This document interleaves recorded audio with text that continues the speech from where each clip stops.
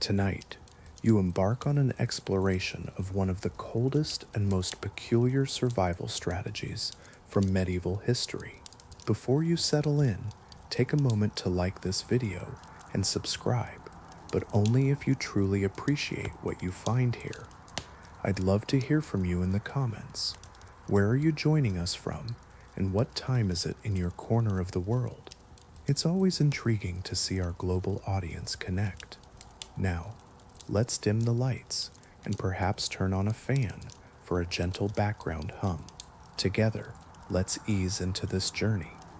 In medieval times, winter wasn't just a season, it was a relentless battle with no checkpoints to save your progress. When temperatures plummeted to 30 degrees below zero, it didn't merely decline like a leaf falling from a tree. Instead, it dove headfirst into despair. The cold wasn't a passive force, it was driven with a mission to claim its victims, one frostbitten toe at a time. And those medieval cottages, they offered little protection, like bringing a wooden spoon to a sword fight. Built from the best materials available, mud, sticks, and a sprinkle of questionable hope, these homes stood with the constant worry that they might not survive another year. The walls were a patchwork of well and daub, a term that sounds quaint until you realize that daub meant whatever sticky substance had been found on the ground. As we reflect on these harsh realities, consider how resilience manifests in the face of such adversity. What lessons might we draw from these stories of survival? Imagine a time when insulation was a luxury that simply didn't exist. Instead, drafts were everywhere, like unwelcome guests in your home. The wind loved to visit medieval cottages, slipping through every crack and crevice, swirling around the room as if conducting an inspection. If you were fortunate enough to own a window, more like a hole in the wall, you likely covered it with cloth or wooden shutters. These makeshift barriers did little more than flap dramatically, as if warning you that the cold was relentless and unforgiving. The hearth intended to provide warmth often filled the room with smoke instead. So much smoke, in fact, that any visitor might think the family had been unceremoniously charred. Life for medieval peasants was a constant struggle, marked by watery eyes and coughing fits, leaving them to wonder if the fire was their ally or their enemy. Families huddled together, not for affection, but because the warmth of human bodies was the only source of heat that didn't cost a thing or break any forest laws. Children weren't tucked in with care. They were positioned like livestock, each one a little heat generator. If you happened to be the youngest, you might have felt a mix of pride and resignation in this peculiar arrangement. Imagine waking in the medieval world where the chill of morning presses down on you. The warmth of your bed feels like a distant memory, a fleeting comfort you must leave behind. As you step onto the floor, the cold seeps into your bones, and even the water bucket stands frozen, a stark reminder of the harsh reality outside. The bread, hard as a brick, offers little solace. Winter isn't just a season, it's a relentless negotiation for survival. Sadly, many peasants often find themselves on the losing side of that negotiation. You might think that with forests surrounding them, these medieval peasants could simply venture outside, gather some logs, and light a warm fire. It sounds so simple, doesn't it? But that notion is as naive as believing in fairy tales. In truth, life for these peasants was governed by a strict hierarchy, where almost everything belonged to someone else, a nobleman perhaps, wielding power and a blade, with emotions as flat as a stone. Forests were not communal spaces, they were fiercely guarded territories, sources of wealth that were off limits to the common folk. The law of the land forbade peasants from cutting down trees, leaving them to face the bitter cold with no means to warm themselves. This was the stark reality of their existence, a world where survival often hinged on the whims of those in power. Imagine a world where gathering firewood feels like a crime. You can't chop branches or collect logs without risking severe consequences. In some places, even picking up a fallen stick could lead to fines or a noble's outrage over your supposed violation of rights. Picture being scolded by someone who hasn't bathed since their grandfather's reign. This is the harsh reality for peasants. Even the simplest task of collecting dead wood, which lies untouched on the ground, requires permission, and often that permission is denied. After all, why would we let those who cultivate our food stay warm? A warm peasant might grow bold, might demand fair treatment, and that simply cannot happen. Thus, firewood transforms into a luxury, a symbol of status. If your cottage exudes the comforting scent of burning wood, villagers will speculate. Are you wealthy, a thief, or perhaps someone who has bribed a powerful figure with an unusually large chicken? When peasants do manage to acquire firewood, it's often of poor quality. They end up with soft, damp, half-rotten pieces that hiss and smoke, reminiscent of a troubled spirit.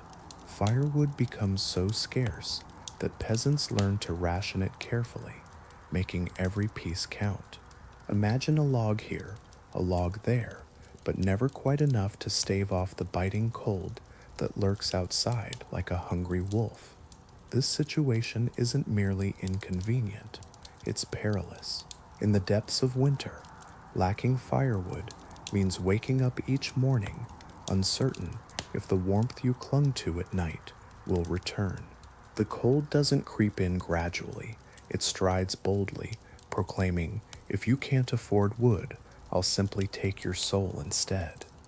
For many peasants, firewood isn't just a luxury, it's a necessity, yet they often resort to burning something far less glamorous. To grasp why peasants froze while the forests remained untouched, you must understand a fundamental truth about medieval society.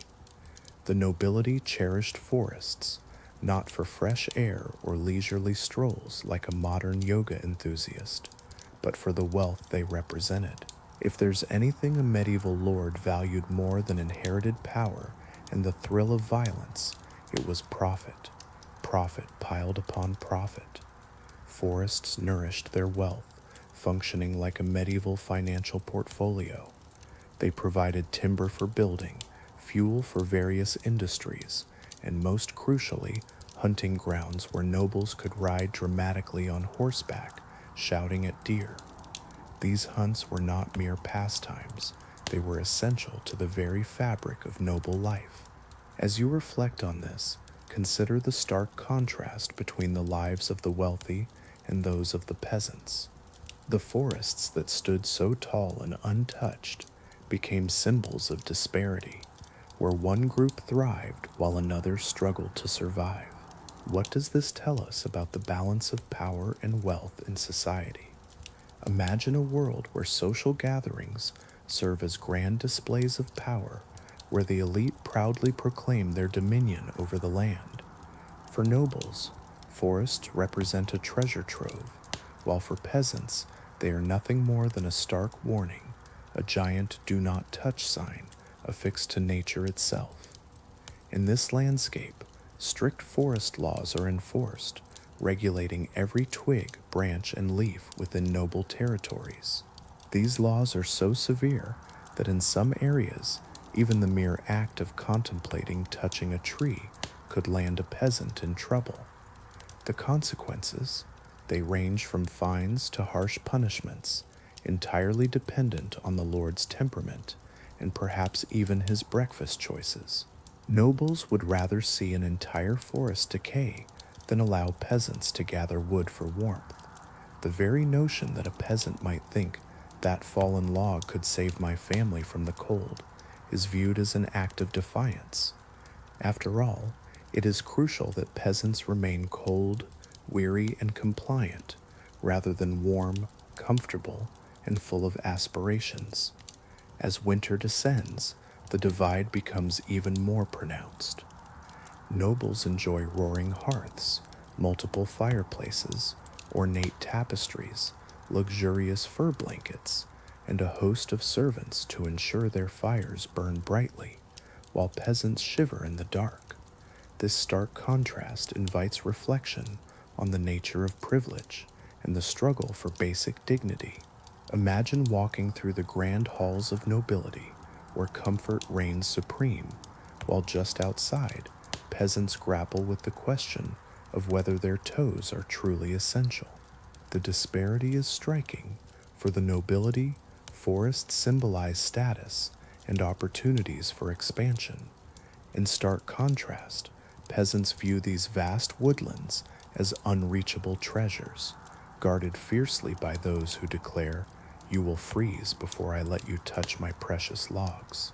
This situation isn't born from ignorance or incompetence. It's a deliberate system crafted to keep peasants dependent and cold. Meanwhile, lords revel in the luxury of burning as much wood as they desire. With access to firewood, tightly controlled by layers of rules, punishments, and privilege, peasants are pushed to seek alternatives. Consider this: medieval peasants lived mere steps away from entire forests, yet they were forbidden to touch them. Once you grasp this reality, the chaotic logic of the medieval world begins to unfold.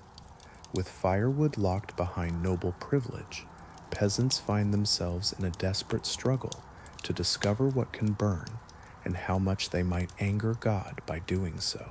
Their first choice for fuel becomes dead vegetation, brambles, twigs, dried weeds, and anything growing within a hedge, as long as it isn't protected by a man wielding a sword.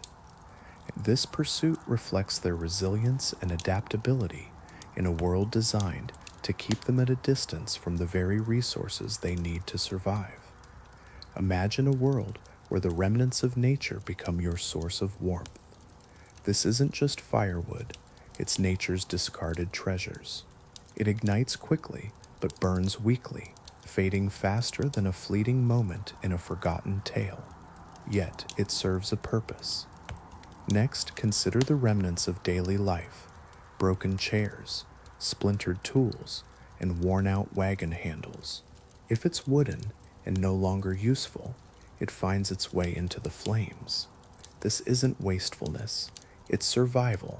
The biting cold transforms everyone into a hopeful fire starter, driven by necessity.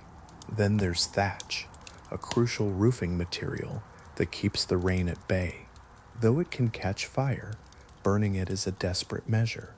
It's like selling your car to cover an unexpected bill, an immediate solution that leads to future challenges.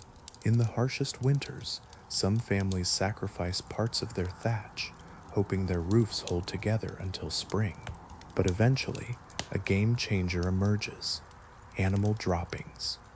This isn't merely a last resort, it's a dependable, renewable resource. Each morning, the barnyard offers a fresh supply, a steaming gift right at their doorstep. It's a surprising lifeline in a world where warmth is precious and resources are scarce. Imagine a world where the opinions of cows and the attitudes of sheep hold no significance. In this realm, as long as they are eating, they are generating fuel. This perspective is not unusual. It is simply a matter of survival. Medieval peasants did not look at a pile of manure with disgust. Instead, they viewed it in the same light as a modern shopper eyes a Black Friday sale. If they didn't seize the opportunity, someone else would, and they would be left regretting it. The logic was straightforward. If it burns, burn it. If it might burn, give it a try. And if it seems like it shouldn't burn, well, definitely burn it. In this world, creativity was not a luxury. It was the thin line separating them from the biting cold that could freeze a soul into a relic of history. Thus, dung transformed from mere waste into invaluable fuel. Each medieval morning unfolded similarly: A rooster would crow, someone would groan, another would ponder the meaning of life, and the animals would graciously leave their contributions on the barn floor. In an environment where firewood was scarce and winter posed a constant threat, this was no mere inconvenience. It was a blessing, a warm, steaming, and slightly fragrant blessing. To the modern eye, animal droppings are something to be avoided, but in the past, they represented something far more essential. They were a lifeline, a necessity woven into the fabric of everyday survival. Imagine living in medieval times, where livestock served as a form of currency, much like renewable gold. Instead of investing in stocks, you invested in cows, sheep, and goats, and instead of dividends, you received something much more tangible: manure. This business was thriving. Cows stood out as the most dependable source of fuel, transforming yesterday's grass into today's warmth with remarkable efficiency. Horses, while more selective in their contributions, also played an important role. Sheep and goats, though they produced smaller amounts, offered a steady stream of returns, much like nature's installment payments.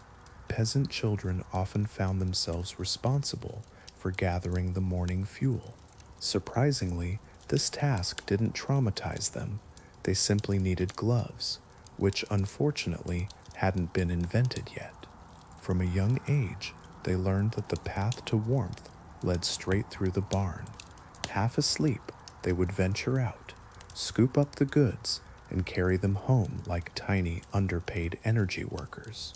Adults took on similar tasks, albeit with a touch more dignity, though dignity in medieval times often meant avoiding slips on icy paths. Balancing a basket of fresh manure while navigating those treacherous surfaces required not just skill, but also a complete lack of shame. Imagine a world where falling short means more than just losing fuel. It means losing your honor. In this realm, no one judges you, not your neighbors, not your family, and certainly not the animals that share your space. Medieval life thrived on the understanding that survival is inherently messy, and sometimes that mess hangs visibly in the crisp morning air. Let's be honest, survival wasn't a choice. If a village failed to gather enough fuel each day, the cold would invade, creeping in like a tax collector with whispers of hidden treasures. So, the villagers accepted this reality. It became part of their daily rhythm. They would rise, fight to survive, eat whatever bland fare they could muster, and collect dung. This routine was predictable and almost comforting, much like watching your breath turn to mist indoors at dawn. The animals were more than mere livestock. They were the village's heating system, providing warmth each morning. Collecting that raw material was just the first step. Transforming it into something burnable, something worthy of your home, required skill, patience, and a level of emotional resilience that only a medieval existence could instill. The fresh dung needed to be blended with something fibrous: straw, chaff, dried grass, or any plant matter that hadn't already been devoured by a goat with trust issues. This process was essential for survival, weaving together the threads of life in a world where every small act mattered. The mixture creates a sturdy foundation for the patties. It prevents them from collapsing into a disappointing mess. Picture it like medieval pottery, but the clay was alive just moments before. The mixing process transforms into a meditative ritual. As you knead the warm, earthy blend, you're faced with two universal truths. First, warmth remains warmth, even when it feels a bit suspicious. Second, life in medieval times didn't really consider personal boundaries. Once the mixture achieves the perfect consistency, not too wet, not too crumbly, and only mildly alarming, peasants shape it into patties. These patties are perfectly circular, a testament to humanity's instinct to create neat forms, even from such raw materials. Fashion varies across regions. Some prefer thinner, faster drying patties, while others opt for thick, slow burning discs. It's reminiscent of regional pizza styles, though enthusiasm for this food is notably absent. Then comes the drying stage. Imagine strolling through a village and spotting hundreds of brown patties pressed against every wall, fence, barn, and flat surface available. Travelers from the south might mistakenly think these are decorative items. In this village, the patties are more than mere creations. They represent the warmth and future of the community. Imagine them clinging to the walls like determined pancakes, each one a testament to hard work. Drying can take days or even weeks depending on the weather. Sunshine and gentle winds aid the process, while rain can wreak havoc, turning your efforts into a slippery mess, reminiscent of a medieval horror tale. When a storm threatens, villagers hurry outside, treating their patties as if they are priceless treasures. Children often turn this into a spirited competition, eager to judge whose patties are the smoothest, the largest, or the most perfectly shaped. The adults might not find this amusing, but they know the kids are usually spot on. Once fully dried, these patties undergo a transformation. They harden into solid, burnable discs that stack neatly, resembling oversized poker chips from a bygone era. Are they ugly? Perhaps. Do they have an odor? Occasionally. But are they life-saving? Absolutely. These are not just droppings. They are fuel handcrafted, artisanal, and locally sourced medieval fuel. Drying dung cakes is not merely a practical task. It becomes a spectacle for the entire village. Everyone observes and judges your patties. In a world devoid of modern entertainment, watching your neighbor's patties dry on the wall becomes a form of medieval television, a source of connection and community engagement. So, as you reflect on this, consider the importance of these small but significant moments that bind the village together. After shaping the patties, you might see peasants placing them on every available surface: cottage walls, barn sides, fences, gates, even the neighbor's house, if there had been a disagreement and they wanted to make a subtle statement. The aim is straightforward: expose them to sun and wind until they harden into something worthy of your home. Yet there's a catch. Sometimes patties don't dry quite right. They droop, sag, or slide down the wall in a slow, tragic descent, leaving a smear that quietly declares, "This family is facing a tough winter." Villagers always notice. A well-made patty brings pride, smooth, symmetrical, firm, and evenly dried. It becomes a sort of art, if your idea of art leans towards the aggressively flexible. On the other hand, the neighbor with lumpy, cracked patties faces unspoken judgment, seen as lacking discipline, ambition, or well-fed animals. Rain poses the greatest threat. A sudden storm can devastate days of careful work, transforming those lovingly crafted patties into a chaotic brown mess.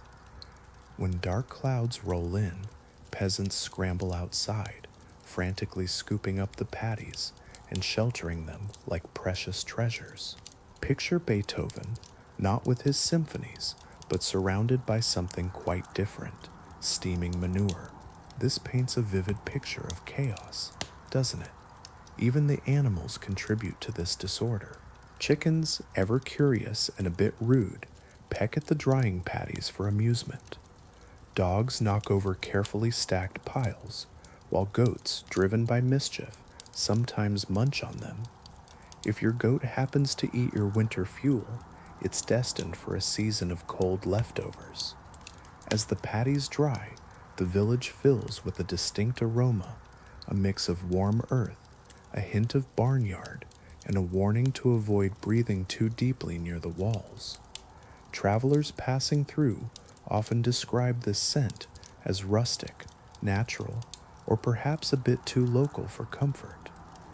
Yet, despite the mess and the embarrassment, along with the ever-present threat of weather-related disasters, drying these patties remains crucial. A well-dried dung cake burns longer, hotter, and cleaner than any damp stick that peasants might gather. When those patties are finally ready, it's time to bring them indoors. After all, nothing says a cozy medieval home quite like a neatly stacked pile of hardened barn gifts, lovingly arranged beside the hearth. At some point, we must acknowledge the medieval elephant in the room, or perhaps more aptly, the medieval cow in the fireplace. Imagine the scent that fills the air, a distinct aroma that lingers, bold and unapologetic. It's not the gentle fragrance of pine wood or the inviting smell of freshly baked bread. Instead, it carries the essence of survival, mixed with an unspoken understanding to accept it as part of life. When a dung fire blazes, it doesn't softly announce its presence. It makes a statement. It seeps into your clothes, your hair, your blankets, and even your very being. You could tell which villages relied on dung fires long before you arrived, simply by catching a whiff of the breeze and remarking, "Ah, they're keeping warm today." Yet, surprisingly, the villagers didn't mind this scent. In a world where winter poses a constant threat, your definition of a problem shifts dramatically. A hint of barnyard fragrance? That's perfectly acceptable. A smoky flavor in tonight's porridge? A minor detail. The air inside the cottage, tinged with earthiness and smoke, barely registers as an issue. In fact, those living in medieval times often describe the smell in surprisingly positive terms. Chroniclers used words like earthy, natural, and warm, which are their way of saying, "I'm trying not to reveal the true nature of this scent." Travelers passing through peasant homes frequently described the atmosphere as thick, rustic, or comfortably smoky. This translates to, "This is a scent I won't forget." Inside their homes, families adapted to this reality, embracing the warmth and the life it represented. Imagine a time when the human nose simply gives in, waving a little white flag and deciding, "Let's just pretend this is fine." In those days, smoke had its own agenda. Medieval chimneys were more of a concept than a functional reality. Smoke loved to drift sideways, sink down, or linger in the room like an unwelcome guest with poor manners.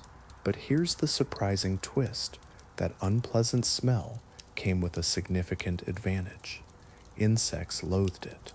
Fleas, lice, mosquitoes, those tiny nuisances that seem intent on ruining your day, hated dung smoke.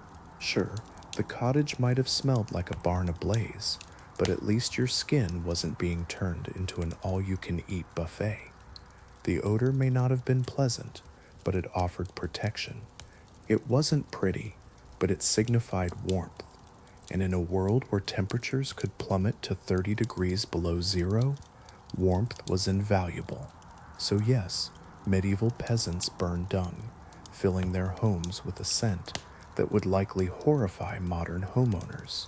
Yet for them, survival took precedence over aesthetics.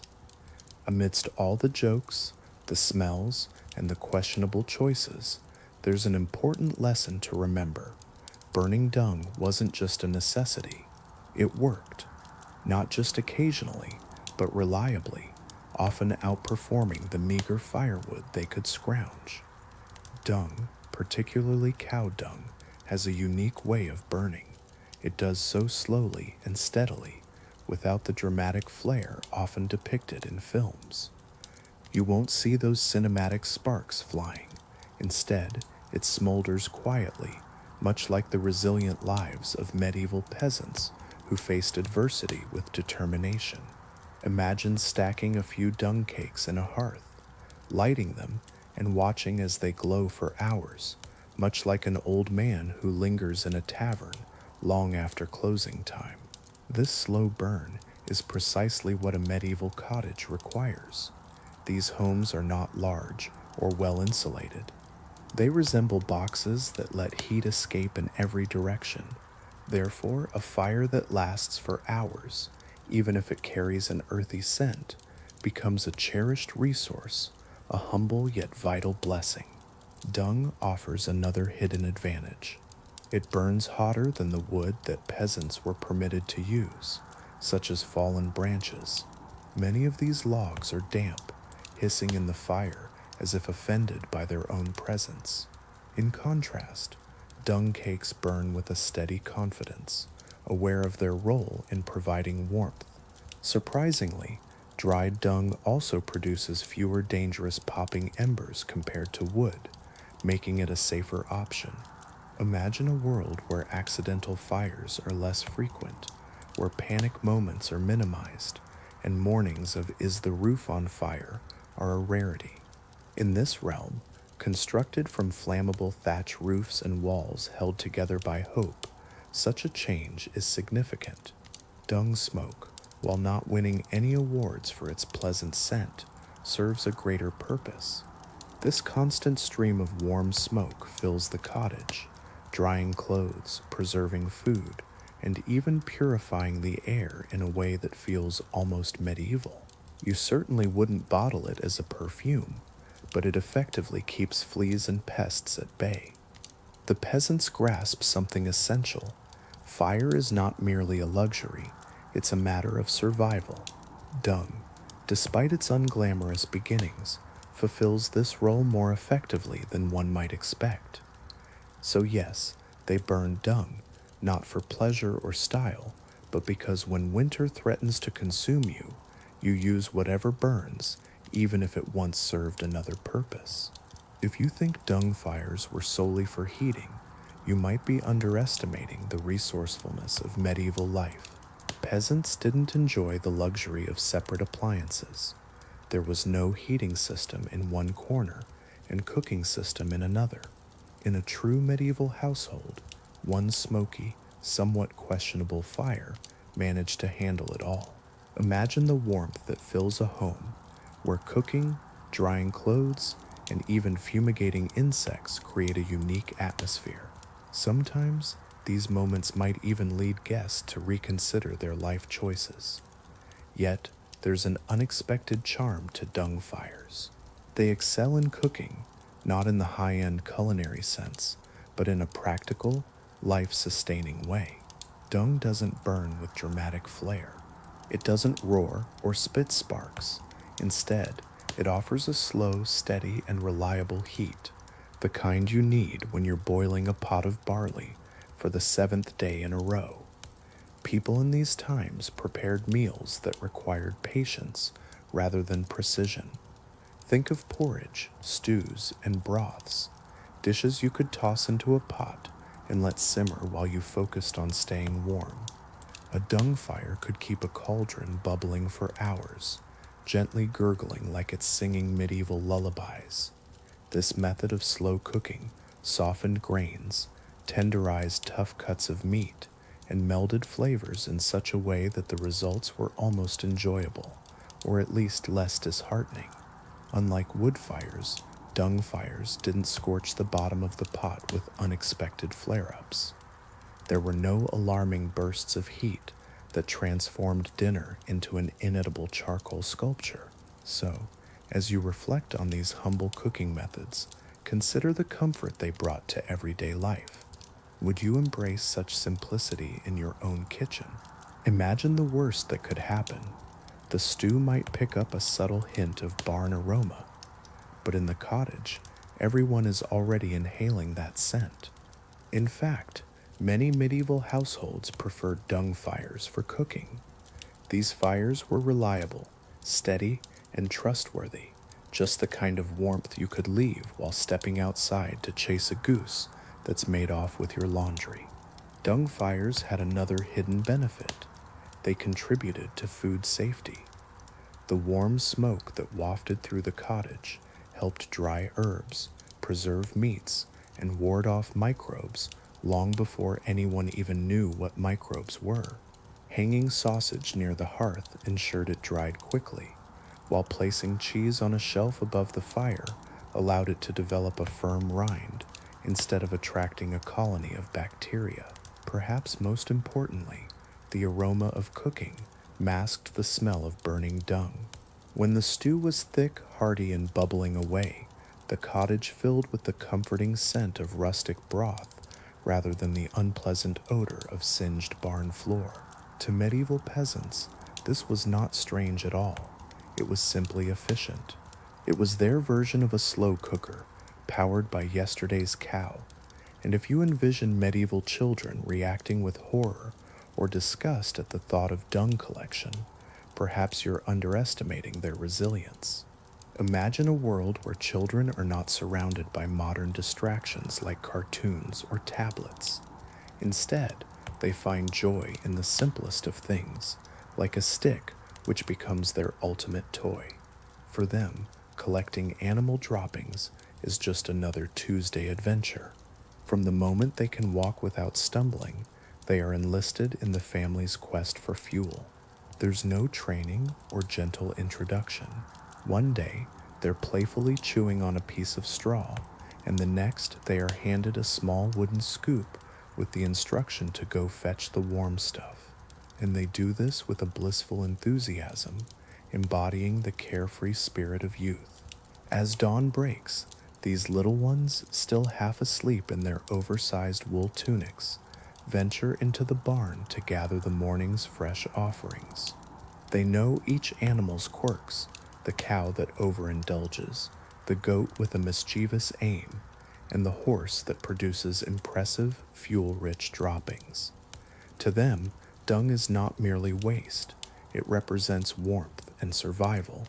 It can mean the difference between enduring a frigid night and waking up with feeling in their fingers.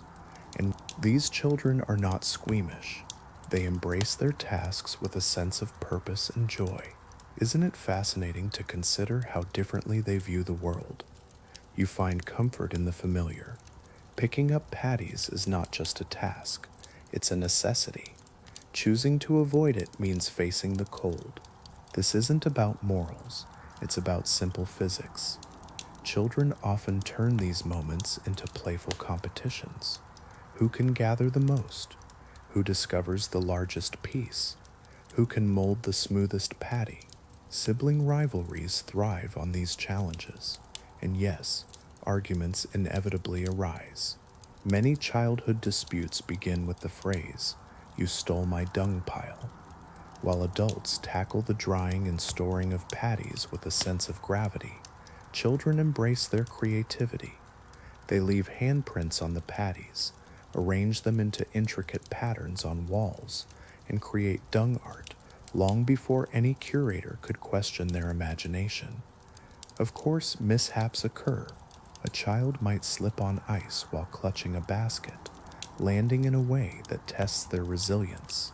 Parents rush outside, not out of concern for injury, but because losing a basket full of fresh fuel feels like a disaster. The question, "Are you hurt?" is often followed by, "But did the patties survive?"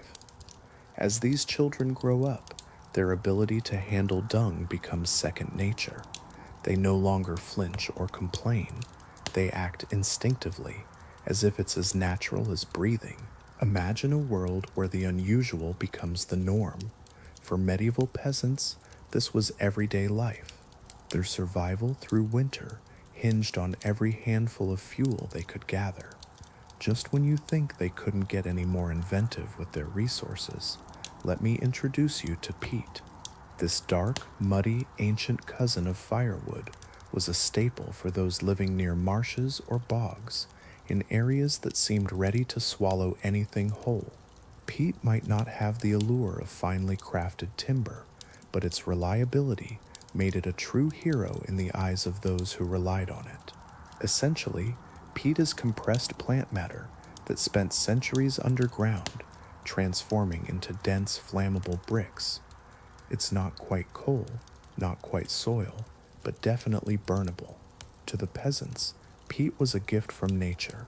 emerging from the soggy, uninviting regions of the earth. While the wealthy warmed their grand halls with timber, peasants ventured into the bogs, armed with shovels and a spirit of determination. Gathering peat became an adventure of its own.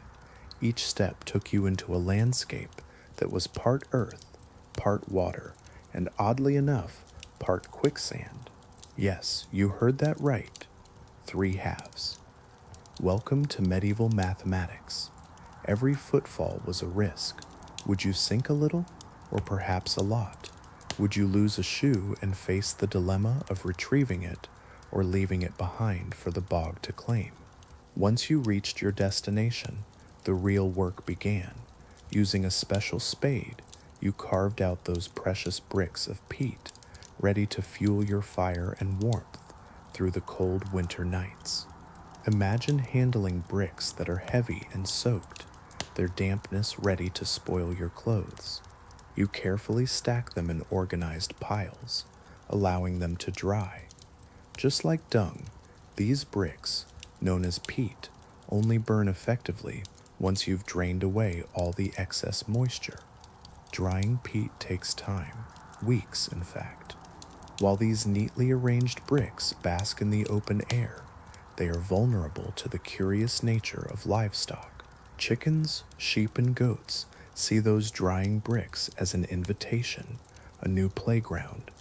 They have no regard for boundaries or the necessities of winter, but once dried, peat transforms into something remarkable.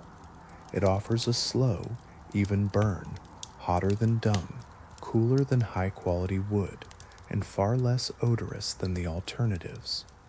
The smoke from burning peat has a unique scent, reminiscent of an earthy forest after rain, a luxury compared to the smell of burning dung.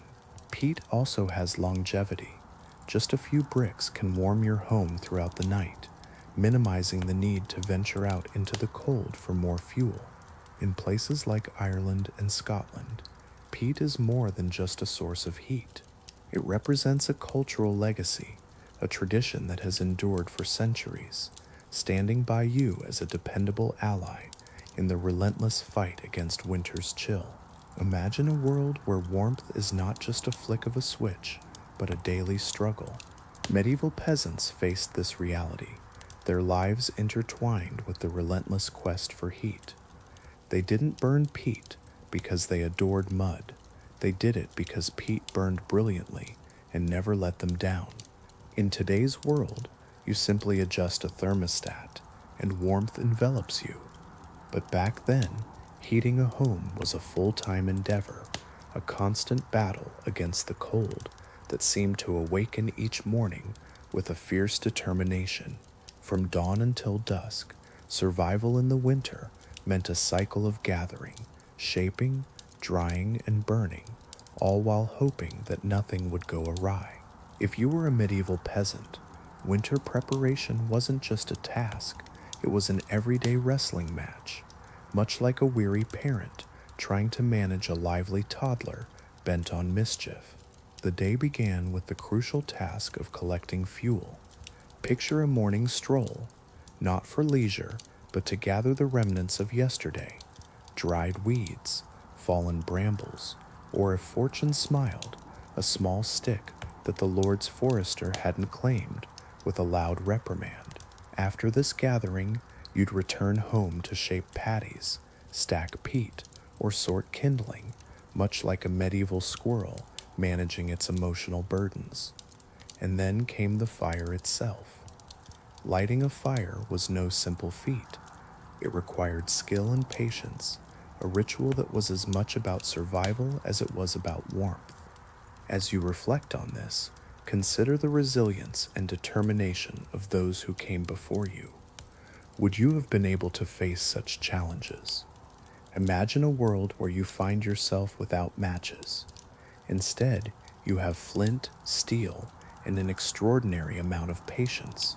You scrape the flint, sparks flying with each effort, hoping they land somewhere useful. You protect that tiny flame from drafts as though it were a newborn, vulnerable and precious. Once the fire flickers to life, You feel a rush of accomplishment, but soon realize your work has only just begun.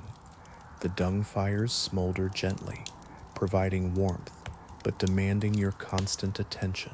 If you stray for even a moment, you risk returning to a cold hearth, its silence almost accusatory.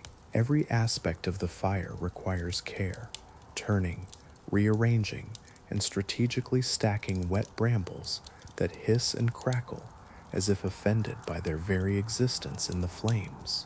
As night falls, the true challenge begins.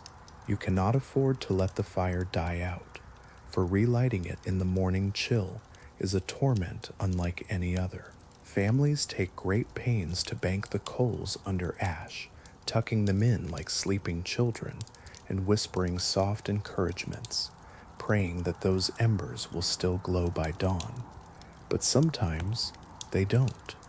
You awaken to a cottage colder than a nobleman's heart, your breath visible in the frigid air, water frozen solid in the bucket, and the heavy realization that your entire day will be consumed by the arduous task of starting the heating process anew. In this delicate dance with fire, every moment counts, and every spark is a small victory in the face of the relentless cold. In the heart of a medieval winter, fire is not merely a source of warmth, it represents a relentless struggle. Each day, peasants engage in exhausting, dignity-draining labor to keep their homes heated. In this world, social class is not only defined by laws or tax records, but is also evident in the very air around you. As you enter a village, you might not need to inquire about wealth. Instead, you can simply take a deep breath. The scent of the air reveals everything. If you catch a whiff of peat, you know the occupants are doing well. Peat, while not luxurious, burns cleaner than dung, lasts longer, and spares your home from the scent of a barnyard. It signifies a respectable, middle-class existence, one that says, I may not have timber, but I'm not freezing either. On the other hand, if your cottage exudes the rich aroma of real firewood, the kind that crackles and evokes the essence of a forest, people might make assumptions about you. They might think you are either wealthy or involved in something illicit. In fact, the distinction between these two categories is often disturbingly thin. Take a moment to reflect on this vivid image of medieval life. What does it reveal about our own perceptions of wealth and status today? Imagine a village where the warmth of a fire is a luxury reserved for the few. The only ones burning proper logs are nobles, church institutions, or that one villager who always seems to have an endless supply of fallen branches. It's a mystery how they manage to find them every day. Everyone knows they're poaching wood, yet no one speaks up. After all, to snitch would mean losing the chance to borrow a log in times of need. In this world, if your cottage carries the scent of dung smoke, you blend in, becoming part of the fabric of everyday life. It's a wretchedly normal existence, yet comfortingly so. Dung becomes the great equalizer, a common fuel for the masses. It doesn't matter if you're hardworking, honest, or devoted to your family. If your home smells like the south end of a northbound ox, others assume you belong to the majority, struggling, cold, and doing your best to survive. Some villagers even take a twisted pride in it. They embrace the scent as a badge of survival, saying, "Ah, yes, that's our smell." Meanwhile, the nobles have their opinions. They describe the aroma of dung-burning cottages as rustic or earthy, sometimes even as evidence of poor breeding, depending on their mood. But they've never had to experience it themselves. Their fireplaces are filled with logs the size of tree trunks, brought in by servants who brave the cold for their employers. In this village, the scent tells a story of resilience and community, where survival and pride intermingle in the simplest of ways. The scent of fuel transforms into a social language. a kind of unspoken code that reveals status and hierarchy. Dung represents the struggling but resilient, while peat signifies modest comfort. Wood, on the other hand, suggests wealth or perhaps guilt. If your cottage carries no scent at all, it hints at deception or the chill of a frozen existence. In medieval society, burning fuel wasn't just a necessity, it became woven into your identity, present in your clothes, your hair, and your reputation. Being a king during this era was not merely about donning a shiny crown or sitting on a throne that seemed designed to cause discomfort. It was a continuous performance, a delicate balance between divine authority and political theatrics, all while navigating the underlying anxiety that many in the banquet hall were vying for your position. A medieval king was portrayed as God's chosen representative on earth, but in reality, he often resembled a highly stressed landlord commanding an army. The king wielded control over land, which equated to wealth and ultimately power. In theory, every field, forest, and muddy village belonged to him. Yet, in practice, his reign depended on whether the nobles chose to listen, and their attention span often rivals that of sugar-fueled toddlers. Nevertheless, the king represented the law itself. If he declared something illegal, it became illegal. It became illegal if he proclaimed it legal, then congratulations, you had permission. Imagine a world where the rules shift in an instant. Just moments ago, something was deemed a serious offense, but now it's perfectly legal. This is the reality of royal power, a realm far from the glamorous fantasy depicted in modern films. It is fraught with a constant undercurrent of peril. Foreign adversaries eye your borders, noble families covet your throne, and even your relatives may seek your crown. The church, too, is ever watchful, reminding you that your authority hinges on their blessing. A king's fate can change dramatically, from being seen as God's chosen ruler to becoming a cautionary tale of misfortune, like tripping down the stairs during dinner. Royal etiquette becomes a battlefield of its own. A single misstep, a wrong bow, an ill-placed banner, or a noble arriving with an overly polished sword can be interpreted as disrespect, or worse, a sign of rebellion. Kings must decipher gestures as skillfully as fortune tellers interpret tea leaves. If a duke declines wine at dinner, is he merely uninterested, or is he delivering a veiled political insult that could spark conflict? Despite this overwhelming stress, kings must project an aura of unassailable authority.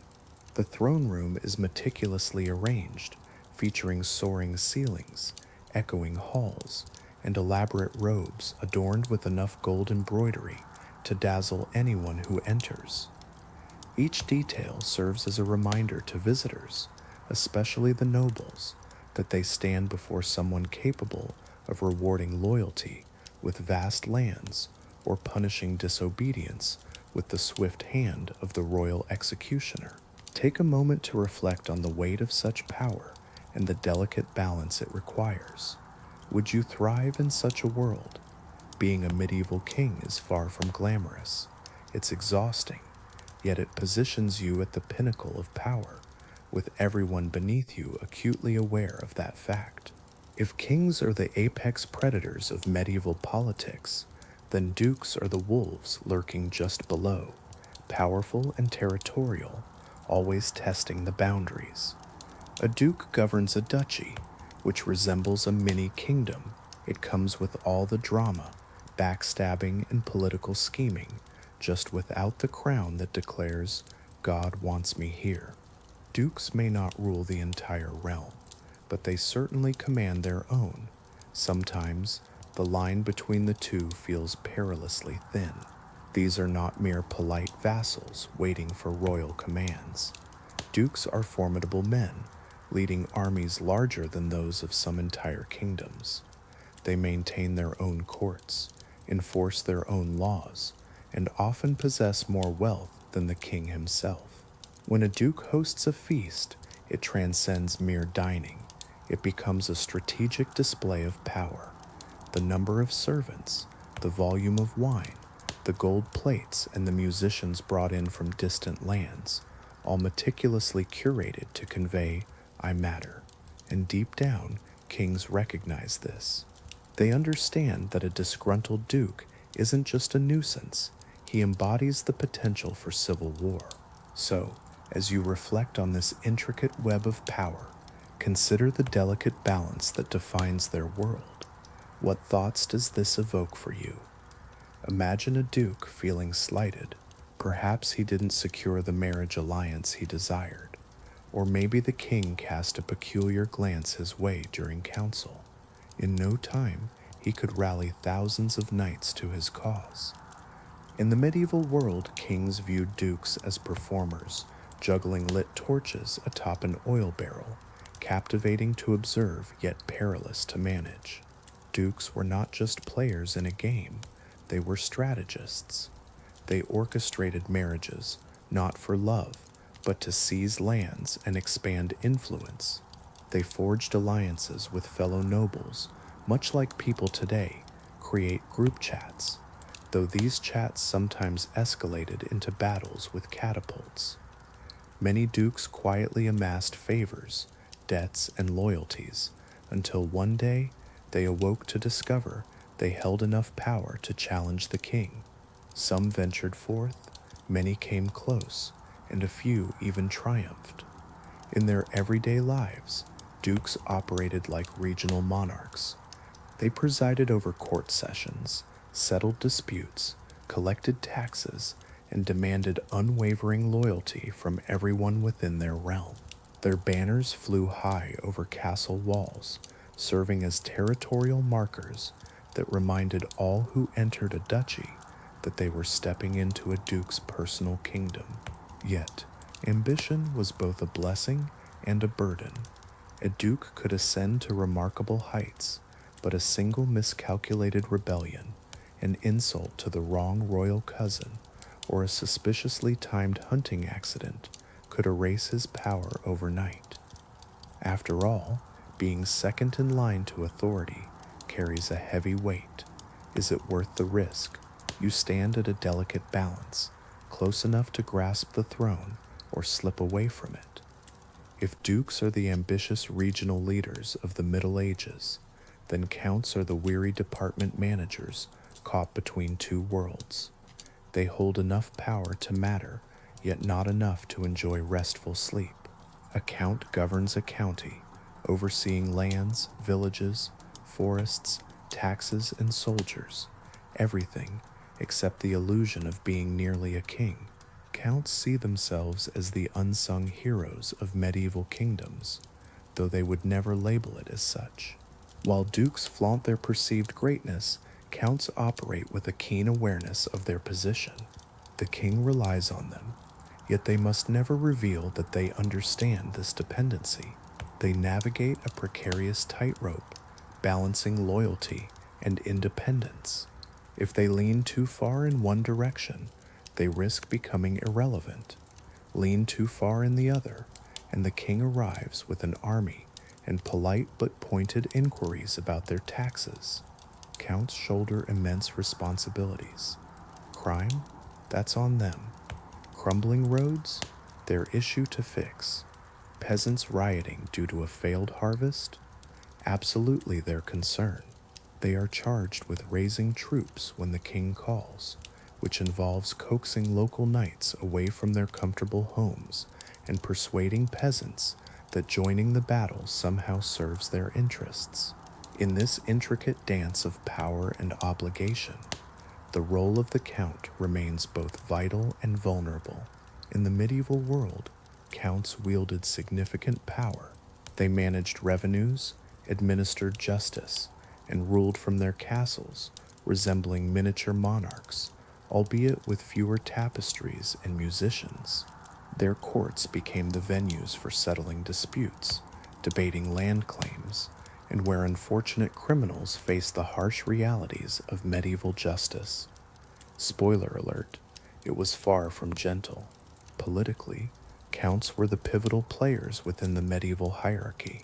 When a duke grew too ambitious, the king often turned to the counts to restore balance. "Support me," the king would urge, adding "for the good of the realm," as if anyone truly believed that. However, the counts were astute. They understood the delicate game of power. They could influence noble rivalries, resolve border disputes, and if fortune smiled upon them, expand their territories at the expense of a rival's misfortune. Yet, their lives were riddled with anxiety. If they became too successful, a jealous duke might march against them. Conversely, if they appeared too weak, the king could easily replace them with someone deemed more competent or obedient. The life of a count resembled trying to maintain order in a raucous tavern filled with knights who had been drinking since dawn, chaotic, boisterous, and always just one argument away from complete disaster. Despite the overwhelming stress, counts stood firm, navigating the treacherous waters of their reality. In the medieval hierarchy, the Viscount stands as a crucial pillar, not just a mere middle figure. Imagine them as the unsung heroes, carrying the weight of responsibilities while the count enjoys the accolades. The title Viscount itself reveals their role. They are the assistant managers of nobility, handling the challenges that come with governance, but often receiving little recognition. Each day begins with a series of tasks that the count prefers to avoid. These include resolving tax disputes, mediating land disagreements, managing unruly knights, and addressing the grievances of peasants who voice concerns about famine and wildlife threats. When the county thrives, the count receives the praise. Yet, when trouble arises, the viscount bears the brunt of the blame. It's a delicate balance, one that seems fair in theory, but can be quite burdensome in practice. Viscounts often oversee vast areas on behalf of their counts, especially when the counts are preoccupied with more noble pursuits like hunting, hosting grand feasts, or navigating the complexities of royal favor.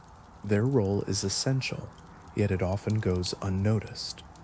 Isn't it fascinating how vital yet underappreciated they are in this intricate web of medieval society?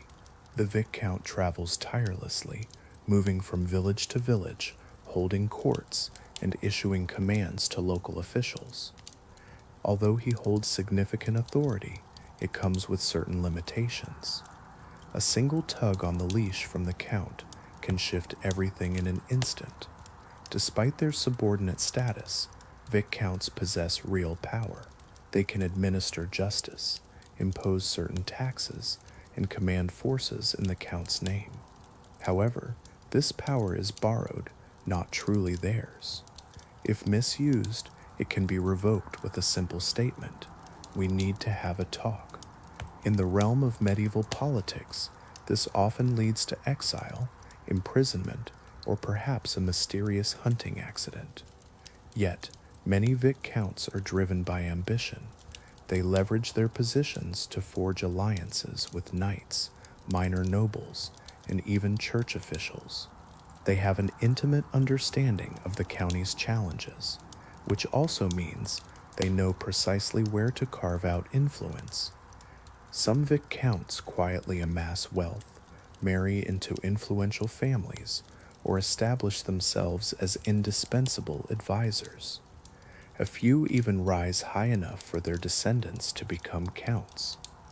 However, the majority find themselves caught in a cycle of relentless responsibility and limited reward. They are tantalizingly close to power, yet never quite able to grasp it fully. Imagine a viscount's life, a vivid reminder of a timeless truth. Often, the one doing the work isn't the one adorned in a crown or a lavish hat. Baronesses served as the backbone of medieval nobility, the enforcers who ensured that the king's grand designs didn't unravel the moment someone stepped outside the castle walls. While kings commanded vast kingdoms and dukes managed their duchies, baronesses ruled over something far more unpredictable: human nature. Their estates may have been smaller, yet their responsibilities were immense. A baron didn't merely govern land, he navigated the daily chaos of feudal life. His realm could encompass a handful of villages, a modest castle, and perhaps a few forests filled with poachers who feigned ignorance of hunting bands. While counts and dukes engaged in the grand theater of politics, baronesses tackled problems that arrived muddied and loud, often with complaints about stolen chickens. They were the nobility facing the kingdom's messy realities head on. Baronesses held their lands directly from the king or a higher noble depending on the region, and in return they owed military service. When war erupted, a baron didn't have the luxury of a polite letter. He had to rally knights, enlist peasants, gather supplies, and march out without delay. Consider the vital role these figures played in the medieval tapestry.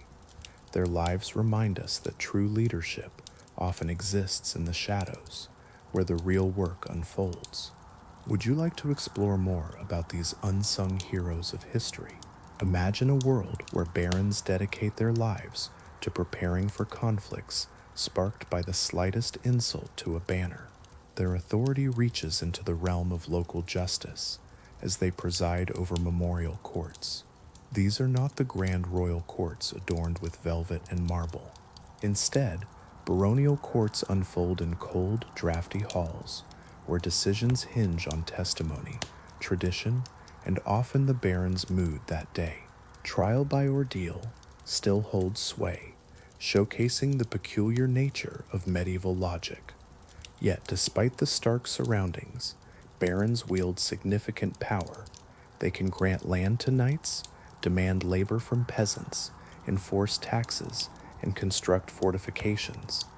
They are the essential cogs in the machinery of feudalism. Without them, the entire system could collapse as swiftly as a wooden bridge in a downpour. Socially, barons occupy a unique position. They are too low in rank to challenge the great lords, yet too vital to be overlooked. Constantly, they defend their rights, negotiate with counts, and work to ensure that minor disputes do not escalate into major wars. Their influence stems from their presence. They are always there, always vigilant, always enforcing their will. Barons may not have commanded vast territories or led enormous armies, but they held a unique and irreplaceable role in society. These individuals transformed royal decrees into tangible realities, resolving everyday conflicts in a tumultuous medieval world. They maintained a fragile order during times when stability was fleeting. While not the most glamorous nobles, barons were the sturdy backbone of their communities, essential and resolute. Knights, on the other hand, often evoke images of gallant heroes charging across expansive fields, banners billowing in the wind, sunlight reflecting off their polished armor. Yet, the reality of medieval life was far less romantic. A knight functioned primarily as a heavily armed land manager, with a secondary role as a warrior. Their loyalty was often secured through land grants, titles, and the tantalizing promise that should they meet a glorious end in battle, their deeds might inspire a poem that offered a hint of admiration. A knight's standing was determined by one key factor: service.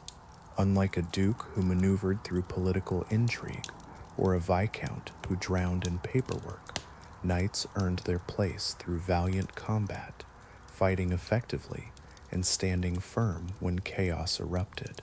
In exchange for their bravery, a baron or count would grant them a fief, a piece of land along with the peasants who worked it. Consider the intricate web of loyalty and duty that defined this era. What stories might these knights have told, had they the chance? As you reflect on their lives, how do you see their contributions shaping the world around them?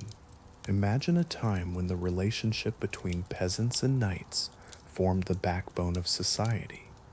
The peasants provided essential food and labor, while the knight offered strength and protection.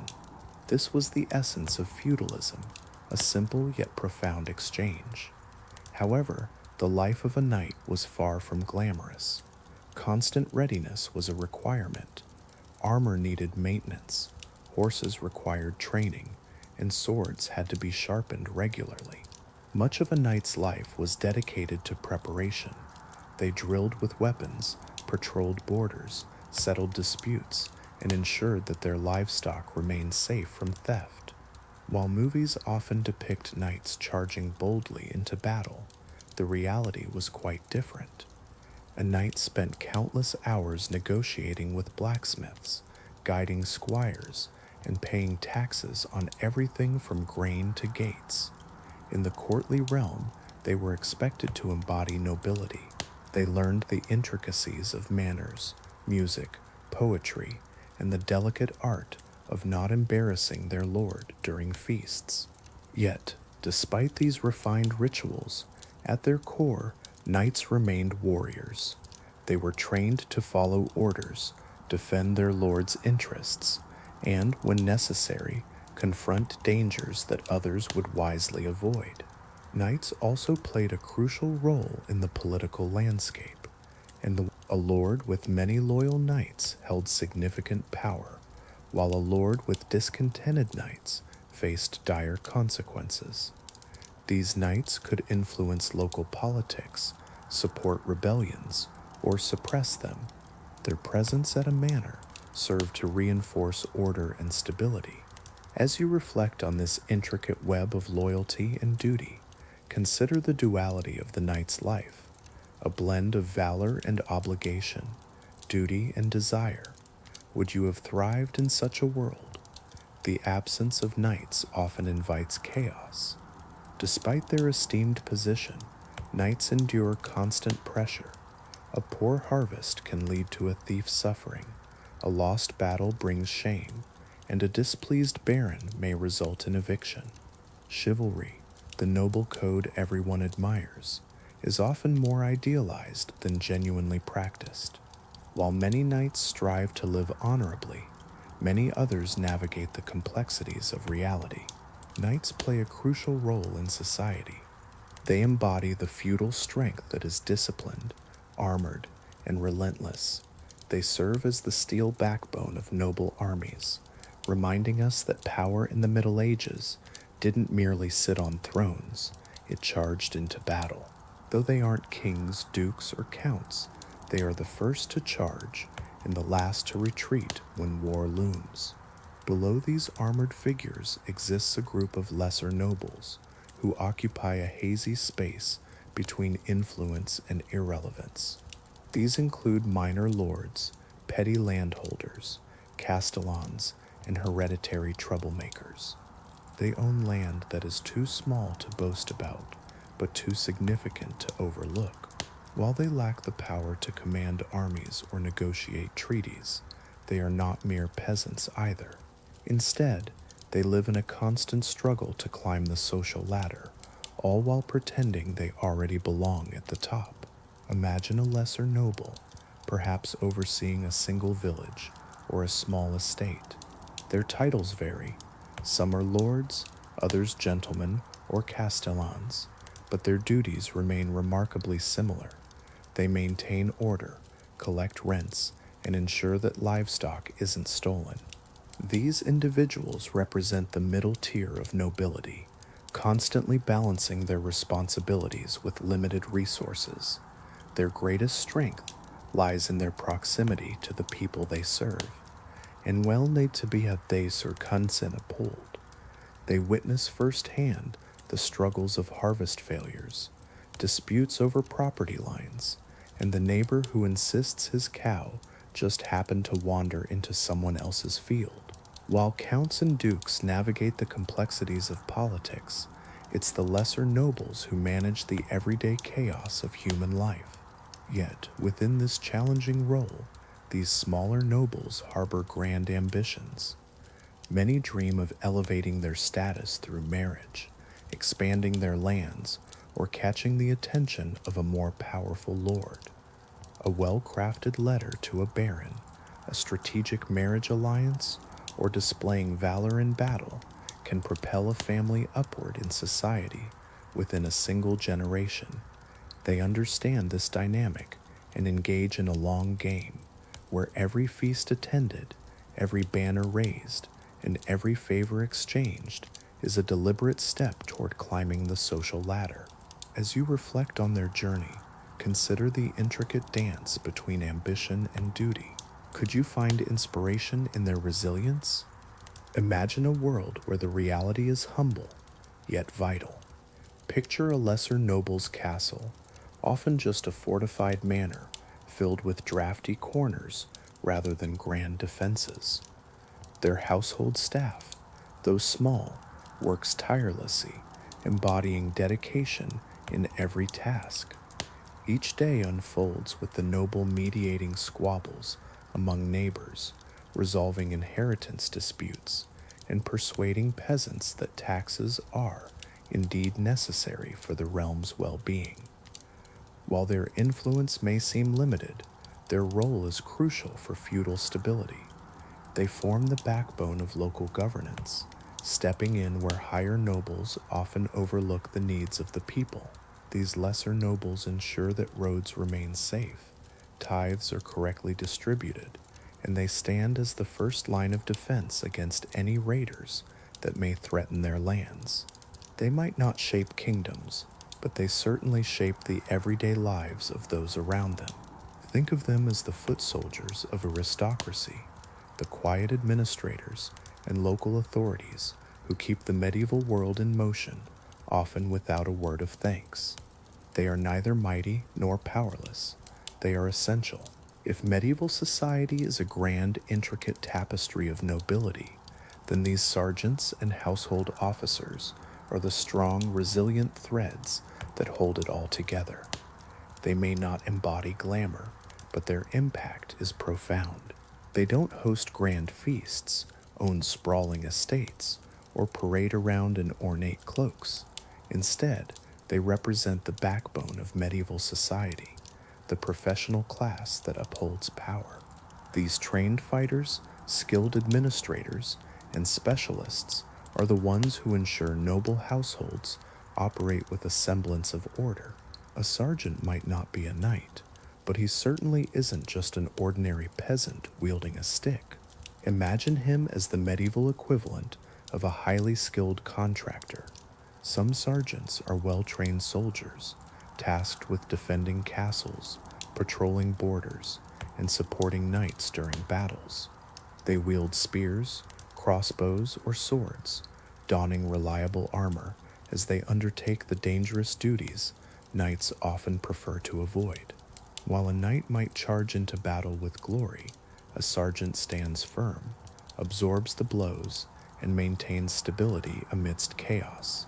Other sergeants serve as specialists, castle gatekeepers, bridge wardens, messengers, mounted couriers, and trusted guards. They hold the keys to rooms filled with valuables that nobles wish to protect. These are the men nobles turn to when they need tasks completed with reliability, especially those that require skill rather than showmanship. Then there are the household officers, the administrators, who prevent noble households from descending into disorder. They play a crucial role in maintaining the balance and harmony essential for the functioning of these elite environments. As you reflect on this, consider how these unsung heroes shaped the very fabric of medieval life. Imagine a world where the steward meticulously oversees finances and estate management, ensuring every coin is accounted for. The marshal, a figure of authority, manages stables and organizes military forces. Meanwhile, the bailiff enforces local laws and collects rents, often facing the ire of frustrated villagers. And then there's the chamberlain, the lord's trusted personal assistant, who holds the keys to every door and every secret within those walls. These officers don't gain their power from noble birth. Rather, they earn it through their expertise. A skilled steward can enhance a baron's wealth far beyond what any tax decree could achieve. A capable marshal transforms a disorganized militia into a formidable defense. A reliable chamberlain can share insights that sway political decisions. Nobles recognize their value, and many household officers gain enough respect to enjoy comfortable lives, sometimes even receiving small land grants. Some ascend high enough for their children to join the ranks of lesser nobility.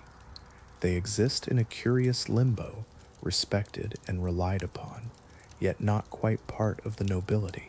They are the glue that holds everything together, the quiet professionals, ensuring the realm operates smoothly. While knights may charge into battle seeking glory, and dukes may plot within castle walls, it is the sergeants and officers who keep the entire system from unraveling day after day. As you reflect on this intricate web of roles, consider how each person contributes to the larger picture. The strength of a realm often lies not just in its nobility, but in the dedication of those who serve behind the scenes. Would you like to explore more about these unsung heroes? Imagine stepping into the world of the Middle Ages, where unsung heroes quietly uphold society. These skilled individuals are essential, weaving a complex tapestry of interdependence. As you delve deeper, you realize that medieval society resembles a spider web rather than a simple pyramid or ladder. It's sticky, fragile, and filled with creatures that often seem ready to pounce on one another. Every rank in this society relies on the others, yet each one harbors its own fears. The king is wary of rebellion, while dukes are anxious about the whims of kings. Counts dread the power of dukes, and barons are burdened by the weight of taxes. Knights grapple with the fear of dishonor, and lesser nobles are haunted by the specter of poverty. Sergeants, caught in the fray, fear everyone around them, and the peasants, they live in a constant state of anxiety, fearing wolves, famine, taxes, and the unsettling possibility of war breaking out at any moment. This intricate web of relationships is not woven from trust, but from obligation. Nobles survive by fulfilling their duties, pledging loyalty to those above them, offering protection to those below, and navigating the treacherous waters of sideways alliances. The bonds of feudalism are crafted through oaths that feel sacred, but are often flexible enough to be broken when it suits one's needs. A count may swear allegiance to his king until a slight ignites his anger. A baron might promise unwavering support to his lord unless a more enticing offer comes along. In this realm, chivalry and honor serve as the official rules, yet the reality is far more complex. As you reflect on this world, consider how these dynamics shape the lives of those within it. What might they teach us about our own interconnected lives today? Opportunism governs the landscape, where land serves as the true currency of power. Each acre holds significance that extends beyond mere economics. It carries a weight of symbolism. To own land is to possess peasants, and peasants translate into taxes. These taxes fund soldiers, and soldiers provide leverage. This leverage ensures that when you enter the king's hall, he greets you with a smile instead of casting you into a dungeon. Despite its many flaws, feudalism operates effectively, at least for a society that views bathing as optional. The nobility functions like gears in a vast machine. Kings issue laws that dukes may overlook, counts interpret, barons enforce, knights execute, and lesser nobles supervise. Everyone plays their role, whether willingly or not. Commands flow downward, while responsibilities like taxes, military service, and endless apologies flow upward. A single insult can ignite a feud, and a single marriage has the power to redraw political boundaries. This entire system hinges on meticulously balanced relationships, where loyalty intertwines with suspicion, duty meets ambition, and fear dances with pride. Ultimately, the medieval world is not solely shaped by kings or castles. It is defined by the intricate web of human connections that bind it together. You find yourself in a world defined by relationships, where status, honor, and survival are in constant negotiation. It's not simply about being born into a rank, it's about stepping into a centuries-old debate over what that rank truly signifies. In this grand and chaotic theater of medieval power, every noble, from the king to the most humble household officer, plays a crucial role. Enter Hatshepsut, born into royalty, with her destiny woven into her very name. As the daughter of Pharaoh Thutmose I and the powerful Queen Amosi, she grows up within the palace walls, destined for anything but an ordinary life. In ancient Egypt, princes are groomed to take the throne, while princesses are often expected to marry strategically, ensuring political stability. Yet, Hatshepsut does not conform to this expectation. From a young age, she carries herself with a quiet confidence, as if she knows that the throne is not merely a dream, but her rightful place.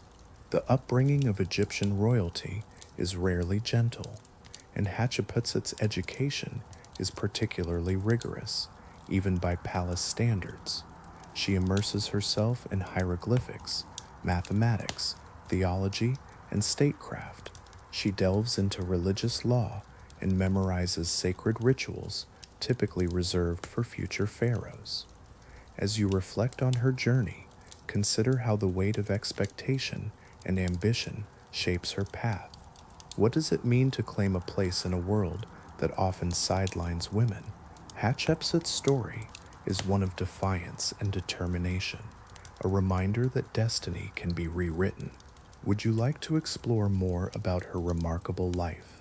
As she stands beside her father during ceremonies, she does more than just play the supportive role. She observes with keen eyes, listens intently, and absorbs every detail of leadership. Her seriousness catches the attention of the old priests, raising their eyebrows in surprise. Whispers begin to circulate in the palace, suggesting that she is not merely the king's daughter, but rather his favored student. Then comes her politically strategic marriage to her half-brother, Thutmose II. In Egyptian royalty, marrying within the family is common practice, yet this union carries a weighty significance. To maintain the purity of the dynasty and ensure the stability of the throne, Hatshepsut emerges as the only fitting bride. This marriage binds her even more closely to Egypt's future. As she takes on the title of Great Royal Wife, her authority begins to grow. Still, she finds herself without a direct claim to rule, but life, with its unpredictable twists, has other plans. When Thutmose II dies at a young age, the throne is passed to a child, Thutmose III, who is far too young to govern. Suddenly, all attention shifts to Hatshepsut. She is not viewed merely as a queen, but as a regent, a caretaker, a temporary placeholder for power. Yet, Hatshepsut does not step in as an interim figure. Instead, she rises to the occasion like a ruler who has been patiently waiting for this very opportunity. She possesses the lineage, the education, and the political savvy. Most importantly, she commands the respect of priests, scribes, and high officials, those who hold far more weight than mere public opinion. The established norms declare that a woman cannot ascend to the role of pharaoh. Yet, Hatshepsut's entire upbringing has been a preparation to challenge these very rules. Following the death of Thutmose II, the court faces a moment of uncertainty, as a mere child is left to inherit the throne. For a kingdom as grand and prosperous as Egypt, stability is essential, not the fragile reign of a toddler with a crown that barely fits.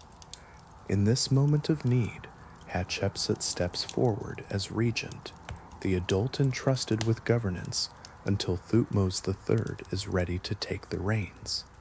This role seems straightforward, a temporary measure familiar to many, as numerous queens have served as regents during a prince's youth.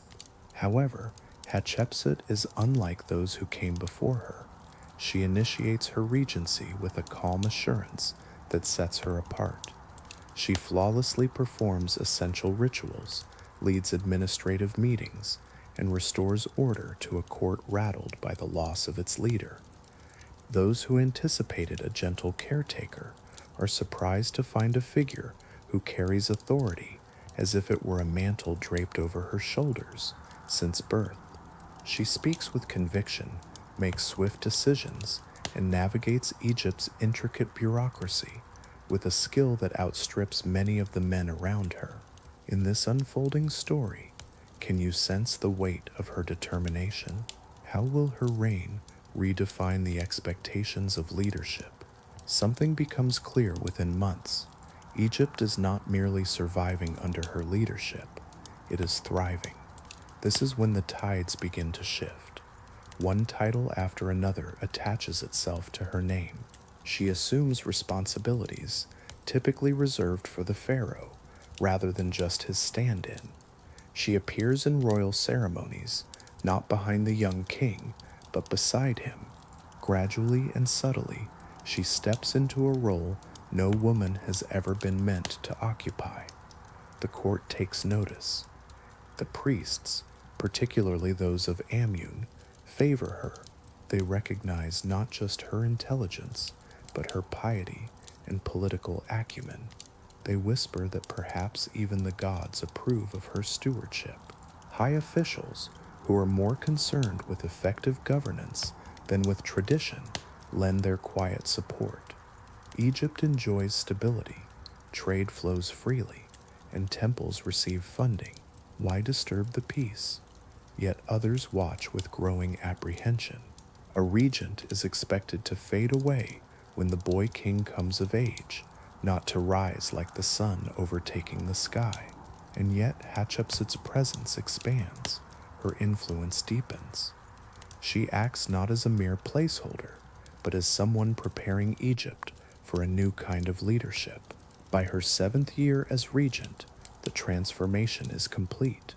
Hatshepsut no longer stands beside the throne. She sits upon it. In a bold move, she declares herself pharaoh, not just queen regent. She claims full title, full authority, and full divine legitimacy. Egypt now has a woman not merely holding power, but asserting it outright, and she has no intention of relinquishing it. When Hatshepsut makes her declaration, it is no impulsive act of ambition. It is a masterclass in political maneuvering, religious symbolism, and psychological strategy. No woman before her has dared to claim the full throne of Egypt, not as queen, not as regent, but as pharaoh, the living embodiment of Horus, the divine ruler. She recognizes the unprecedented nature of her claim, yet she understands its necessity. Egypt cannot afford uncertainty. Long-distance trade routes require protection. Temples need devoted patrons. Bureaucracies demand strong leadership.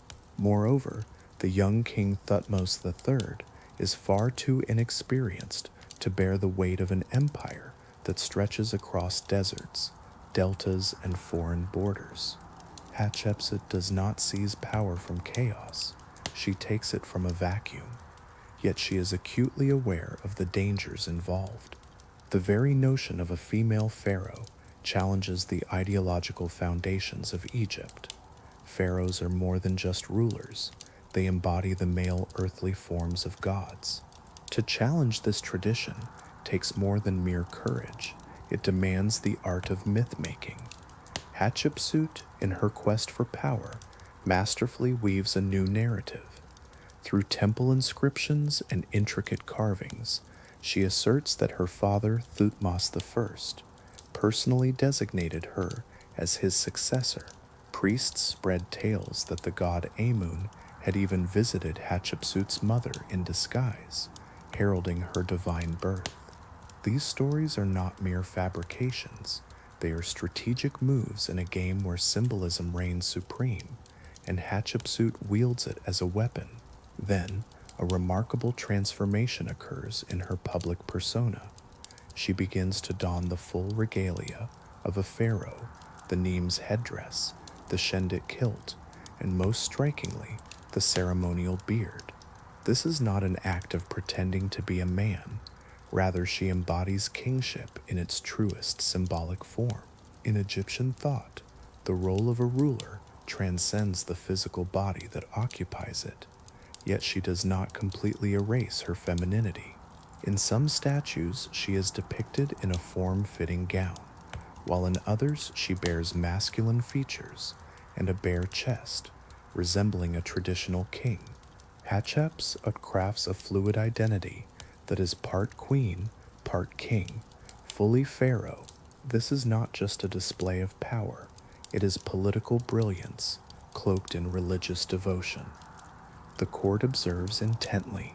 Some offer quiet support, while others whisper doubts, sharpening their skepticism like blades. Yet one undeniable truth emerges. Egypt thrives under Hatshepsut's reign more than it has in years. Her ascent to Pharaoh is not an act of rebellion, it is a natural evolution. She does not seize the throne, she embraces a role she feels destined for since childhood. Surprisingly, Egypt seems ready to accept this change. Once Hatshepsut claims her position, she confronts her greatest challenge, convincing an entire civilization that a woman can fulfill a role traditionally held by men. Egypt's sexism runs deep, woven into its very culture and theology.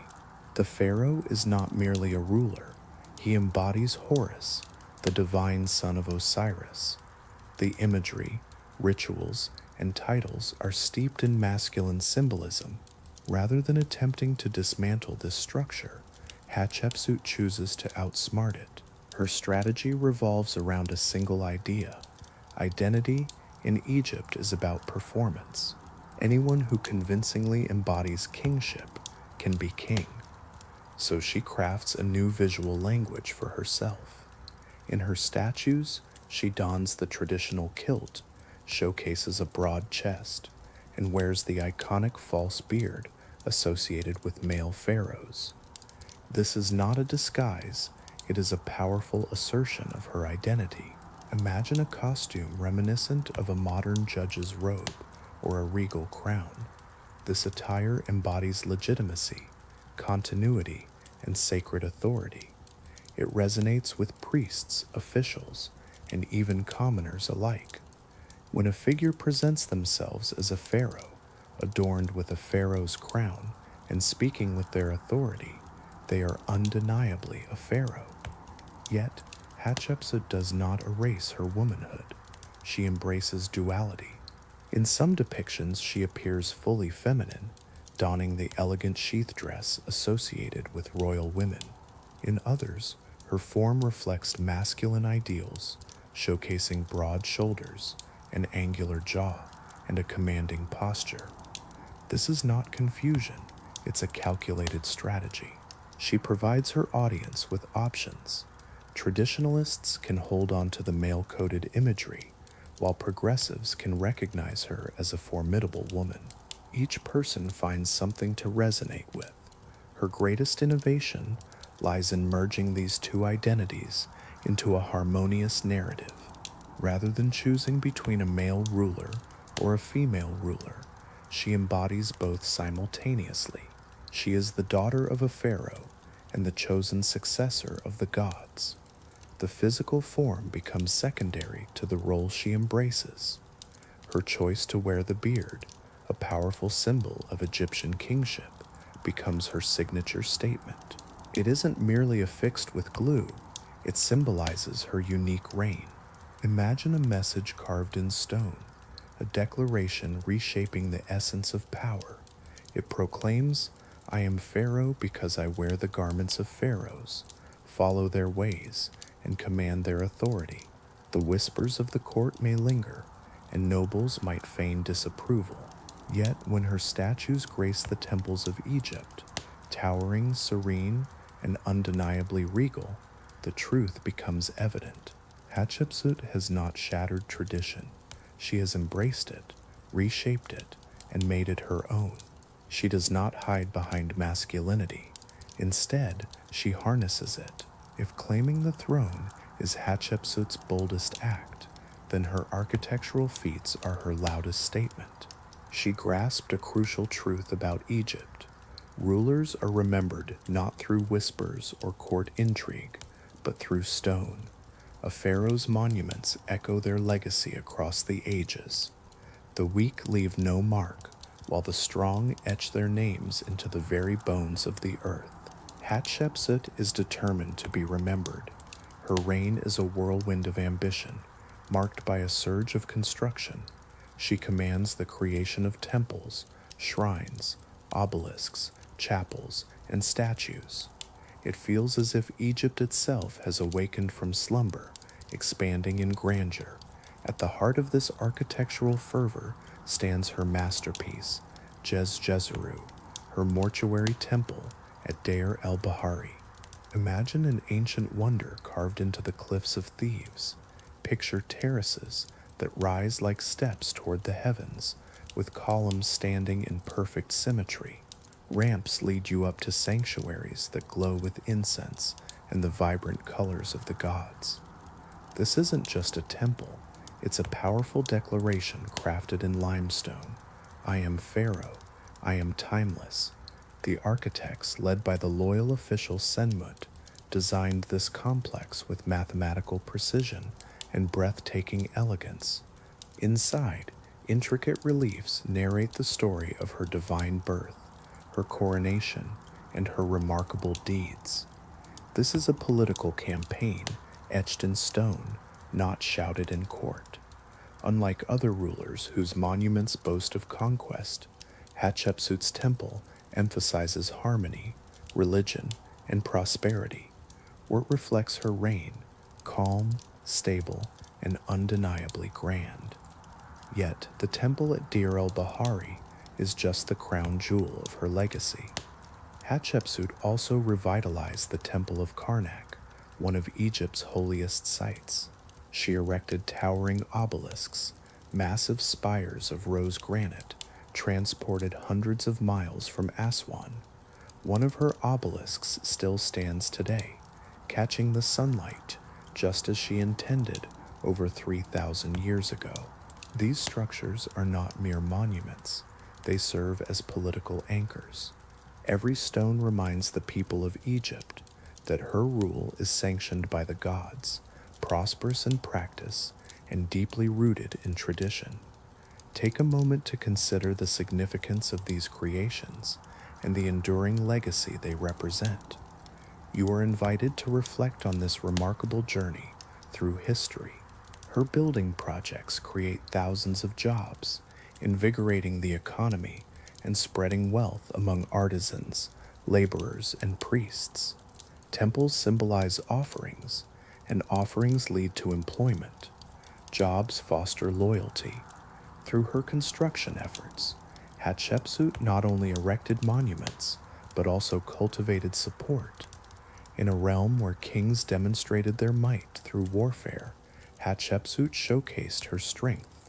Through creation, her legacy emerges from quarries and desert sands, challenging centuries of male dominance, not through force, but through scale, beauty, and permanence. She transformed Egypt's skyline and its memory. With each stone laid, she ensured that history would not easily forget her, despite the attempts of her adversaries. If Hatshepsut's monuments are her voice etched in stone, then the Punt expedition represents her voice resonating across oceans. Every pharaoh before her dreamed of reaching Punt, the fabled land of the gods, a mysterious place rich in incense, gold, ebony, exotic creatures, and wonders whispered about in temple halls. Yet, Hatshepsut did more than merely dream. She orchestrated one of the most significant trade expeditions in ancient Egyptian history, an endeavor so audacious that it was immortalized on her temple walls, celebrated as a triumph equal to any military victory. Egypt stands as a powerful civilization, yet it yearns for luxuries that only Punt can provide. Among these treasures is myrrh, a sacred incense revered in rituals, medicine, and embalming. Myrrh is not merely valuable, it serves as a divine currency. To control its flow is to hold sway over religious legitimacy itself. Hatshepsut, the formidable queen, recognizes that trade can accomplish what armies cannot. She is resolute in her mission to secure wealth without the cost of bloodshed. Under her leadership, a fleet of large, elegant ships is built at the Nile docks. These vessels are not ordinary fishing boats. They are designed for ocean travel, capable of navigating the Red Sea. This logistical marvel requires the expertise of skilled sailors, carpenters, navigators, and translators. Picture a convoy of gilded ships gliding through the water, their sails billowing in the wind, the horizon shimmering with heat and promise. Upon reaching Punt, the Egyptians are greeted as esteemed guests. Hatshepsut's reliefs depict scenes of abundance, trees laden with resin, heaps of gold rings, exotic animals, and even the famously rotund Queen of Punt, portrayed with exaggerated features. These images resonate with pride, almost shouting, "Look what diplomacy has achieved." Through this journey, the queen not only seeks wealth, but also solidifies her legacy in the annals of history. As you reflect on this tale, consider the power of trade and diplomacy in shaping destinies. Would you choose the sword or the olive branch? Imagine a time when there was no war, no bloodshed, only prosperity. What returned to Egypt was nothing short of remarkable. Shiploads of myrrh saplings were sent to enrich the soil, marking a first in the nation's history. Exotic goods dazzled the nobles and priests, while livestock and rare animals enhanced temple offerings. Most importantly, this brought prestige. A ruler who could secure the wealth of Punt was not simply competent, she was seen as divinely favored. Hatshepsut, the queen, had these scenes immortalized on the walls of her temple at Deir el-Bahari, creating a lasting masterpiece that spoke volumes. The message was clear. While other pharaohs sought to conquer, she chose to connect worlds. This expedition was more than a quest for trade. It was a declaration of legitimacy, showcasing that her reign ushered in prosperity, stability, and divine blessing. Hatshepsut understood that she didn't need a battlefield to prove her greatness. All she required were ships and the courage to send them beyond the horizon. As she ruled Egypt with unmatched confidence and stability, another figure lingered just behind her, Thutmose III. This boy king, a pharaoh in name long before he held real power, grew up in the long shadow of his stepmother's extraordinary reign. To the outside world, he appeared obedient and quiet, but beneath that exterior, lessons were being learned and patience was being cultivated. What do you think this dynamic meant for the future of Egypt? Inside the palace, a transformation is quietly unfolding within the young mind of Thutmose III. When Hatshepsut first assumes the role of regent, the throne holds little significance for a child who is captivated by chariots, hunting, and the companionship of palace pets. As he matures, however, the political landscape reshapes his self-perception. He realizes he is not just a prince, he is destined to become pharaoh, the sole ruler, the divine representation of Horus. Yet, everywhere he looks on temple reliefs, obelisks, and proclamations, Hatshepsut is declared the ruling pharaoh.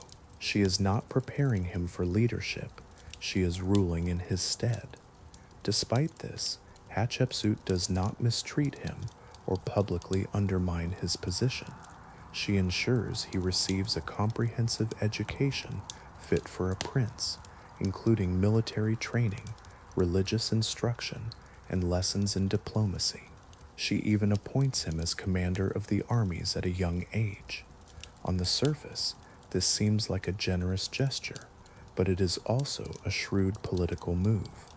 Holding a military title keeps him occupied and away from the intricacies of court politics.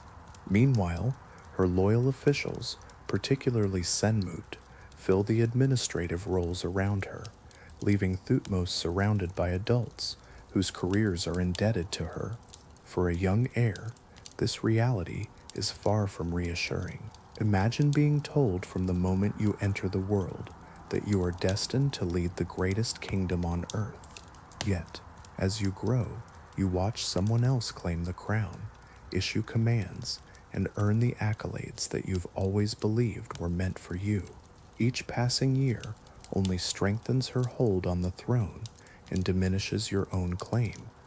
But Thutmose is patient. He immerses himself in the intricacies of Egypt's governance.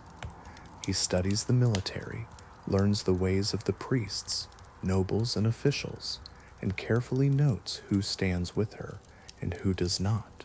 While Hatshepsut's reign brings wealth, stability, and power to Egypt, it also sows seeds of political resentment, quiet rivalries, and personal frustrations. As Thutmose transitions from boy to young man, he observes it all without challenge or rebellion. He understands that time, something even a pharaoh cannot command, is on his side. When the moment finally arrives, it will change everything. When Hatshepsut passes away peacefully, perhaps in her middle years, Egypt does not descend into chaos. There are no uprisings, no civil wars, no fierce battles for the throne. Instead, the transition unfolds smoothly. Thutmose III, now a seasoned and battle-hardened man, steps into his rightful power seamlessly. Consider how time can be both a teacher and a guide. Are you ready to reflect on your own journey? What follows is not a gentle transition, but a calculated rewriting of history, executed with military precision. Years after her passing, the erasure of Hatshepsut from the record begins, not impulsively, but deliberately. Her statues are torn from their pedestals and shattered. Her sacred name rings, which guaranteed eternal life, are chiseled from walls, leaving only faint outlines behind. In reliefs, her images are replaced with those of Thutmose's family. In some areas, crude blocks are carved where her figure once stood, like scars etched into stone. Her monumental temple at Deir el-Bahari escapes total destruction, remaining too massive and revered to be demolished. Yet, many of her inscriptions are defaced, her titles struck out, and her likenesses hammered away. It seems as though the kingdom wishes to pretend she never existed. But why is this so? Historians endlessly debate the reasons. Was it revenge, jealousy, a political purge, or something more strategic? The most widely accepted explanation is that Thutmose III aimed to re-establish the traditional male-only lineage of kingship. The presence of a successful female pharaoh in the royal line posed a risk, potentially encouraging other powerful women or rival claimants to pursue similar paths. By erasing her, he aimed to restore the image of an unbroken male dominance in Egypt. Stability, ritual, and continuity were vital to the kingdom's identity. Even a single deviation, no matter how successful, threatened the narrative that pharaohs were divine, unchanging, and eternally male.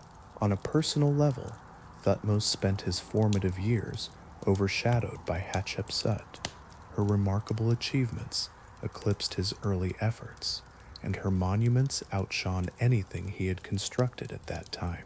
In this light, removing her legacy might have been his way of reclaiming a throne he believed was denied to him, not through violence, but through her brilliance. Yet, intriguingly, he didn't erase everything. Some of her obelisks remained standing, and at times he merely built walls around them. He refrained from desecrating her burial site. His actions were political rather than spiteful. Ironically, his attempt to erase her only made her more intriguing to historians. The scars, the gaps, and the ghostly outlines on temple walls became clues. Thutmose may have tried to silence her, but his chisels whispered her name through the ages. Today, Hatshepsut is remembered not as a mere footnote, but as one of Egypt's greatest pharaohs. For centuries after her death, she existed as a ghost in Egyptian history, erased from king lists, overwritten in temple inscriptions, and buried beneath the political narrative that only men could ascend as pharaohs. Tourists wandering past her monuments often did so without knowing her name. In the halls she designed, priests recite hymns, yet they overlook the queen who inspired them. Her tale lies buried beneath layers of stone, intentionally forgotten for a time. However, history has a way of safeguarding the extraordinary. In the 19th century, European archaeologists began to uncover the ancient ruins of Egypt, only to find something peculiar. They noticed a pattern of missing names and defaced images associated with the reign of Thutmose. The inscriptions appeared oddly fragmented, statues seemed systematically vandalized, and in one temple, a remarkable set of monuments belonged to a pharaoh whose name had been repeatedly erased, yet whose accomplishments were undeniably impressive. Someone or something had been concealed. Then came the groundbreaking discovery at Deir el-Bahari, as archaeologists removed sand from the terraces of a magnificent mortuary temple.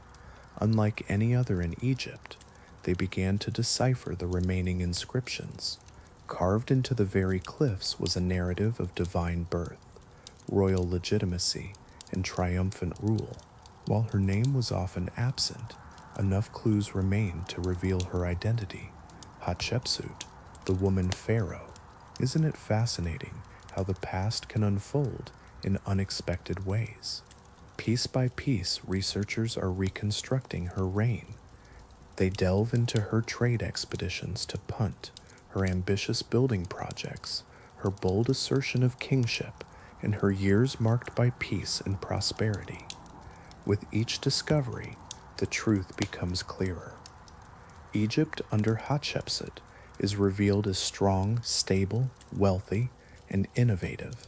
She is not a usurper, she is a visionary. Those defaced statues and chiseled out cartouches no longer symbolize failure.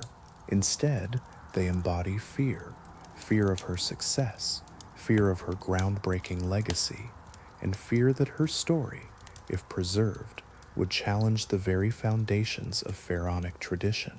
In a poetic twist, this fear has ensured her resurrection.